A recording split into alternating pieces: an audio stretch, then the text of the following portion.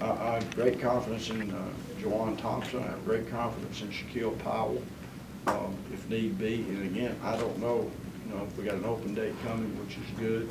I don't know anything about Kyler Brown yet on time or frame or anything. We got some serious circumstances going on at linebacker.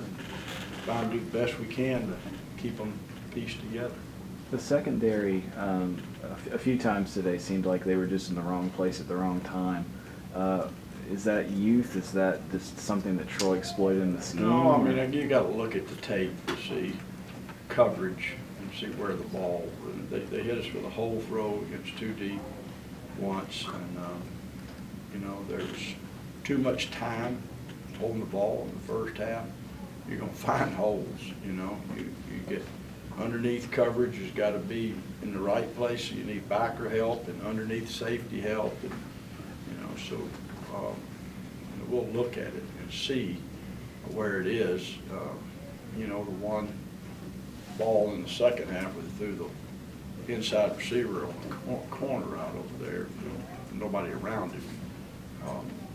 That's a very difficult circumstance. That can't happen. And I couldn't see it across the field. I'm not sure whether it was a busted coverage or not. I think it was on that particular one. But we'll look at it, see where we are, and see as we move forward again. Of course, Navy's a little different animal, but as we move forward after that, we got to find out what we do best and do it as well as you can possibly do it. That's what I want to see defensively. What's your take? Go ahead. Speaking of your linebackers, how close a decision was it with Kelby today? And it's his one that 2 weeks rest possibly better for Navy. Yeah, I hope it wasn't. He wasn't ready to play today, but I'm hoping with a week rest. I doubt we work him. Ankles are, if you've had one, they're somewhat mysterious sometimes. I just don't want it to linger, and I believe we can get him ready for Navy. But Hap and them, I'll know more about that. We ran him a little bit yesterday, but he wasn't ready. And we got to get Dwayne, ready.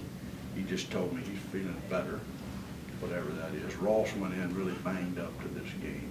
We need him to get better. He couldn't finish practice this week, but we'll see. He's played every snap, I think. But that kind of thing. You got 3.5. We had a really physical camp, 3.5 weeks, and in 5 weeks in a row, we've been in full pads every Tuesday and Wednesday and hit. That's obviously 8.5 weeks of a lot of contact and a lot of football. But we do need. We're going to let them rest. Treat them tomorrow, but rest. We'll let them rest Monday. Let them be students without any football intervention at all. And we'll work Tuesday, Wednesday, Thursday morning and let them rest on Friday and Saturday. I want them to be great Duke students. We're getting close to midterms, and I want them to be just great Duke students on the times they're not on that football field this week. That's important as well, obviously. What's your take on Ross Martin's year, 5 weeks into the season? Well, he is. He's struggled with practice, and so I was not all that surprised. What it is with a place kicker. It's an interesting dynamic. I've had them that I don't like the term slump. I don't think they exist. I've had them that started having struggles. And, I've got some thoughts and ideas on both of them, to be honest with you, to get them where I think we got to get them, and I'm going to step in and do that. Starting next week, I'm down there when they practice, most all of their practice, because I go down early and take it all in, and we're going to address it. I'm just not a believer in doing nothing. I don't want to get in his head. I don't mean to not going to do that, but they're like any football player. You got to perform. It said struggles with Martin right now.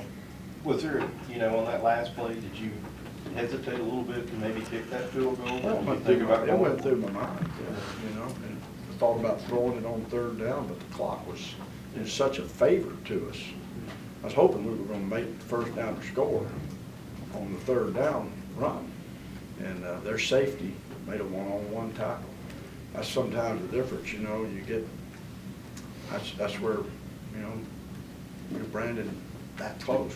You know, what does Cam Newton do, you know, right there. Sometimes those, you know, create score. You get them to one-on-one with the safety, is what you dream to do. And their safety won the battle on this one. But I think we did the right thing on the clock. And I don't worry about taking the time out before a guy kicks it. You know, not icing here on kicker. I was using every second we could use. And then he had a good kickoff, you know, afterwards. I might have preferred it air melted. But, you know, we're covering kickoffs pretty well right now. Can I ask you, talk about Ross playing banged up.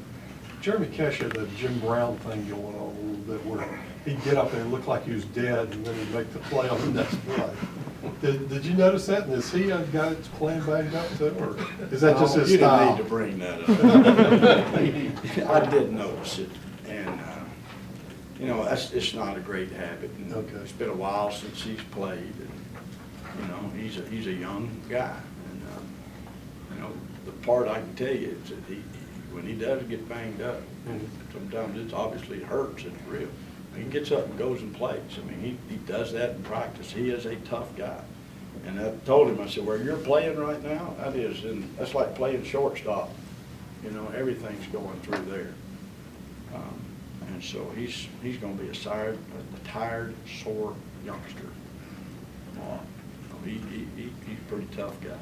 David, one of your goals here is going to build quality depth. Look at Deion Williams, pretty far down the depth chart. If everybody's healthy, circumstances forced him on the field. Looked like he's doing a pretty good job. He handled himself pretty well. He was smiling afterwards. I asked him, you know, he said, I can tell, you know, when a guy doesn't play a bunch of snaps, he said, I can tell I need some cardio work. I said, that can be arranged, Deion. But he probably shouldn't have told me that. You know, we've got some good football players, and it takes that, you know. I've said it before too, you're only really as good as your second team. And in this day and time in football, you know, guys are gonna miss snaps and miss games. I mean, I think it's more prevalent than ever. So I think your depth and playing your depth becomes more important than ever. I really do. And we've grown it. It's not what we want yet, not everywhere by any means. But as I said, you're playing with the guy you thought was your third guy, and he's hitting back-to-back games and throwing for over 300 yards. Go figure, you know. And I like it. Y'all expect it now. That's good. You know, that's what we want to be, right? And that's the bottom line. Art expects it every week. I know you can't extrapolate from one game to another, but does it seem to you that after Pitt gave up 55, you guys scored 55 on Pitt, that they gave up 3 this week? I saw the score earlier before it was the final. I just shook my head. Football, yay, football is all I said. You know, it's not, if it were an equation, somebody would have figured it out a long time ago. It does not have an answer. It does not, no matter how many variables you put in a math problem, most of the time it comes out and equates to something, correct? Yeah. In football, the more variables that get added, the less chance you ever got to finding the answer. And I'm a pretty darn good math student. And just, by gosh, I've been hunting it for almost 50 years now. And when I find it, I'm not telling anybody. I'm keeping it to myself when I get the answer. Thank you, Art. Thank you. Appreciate it.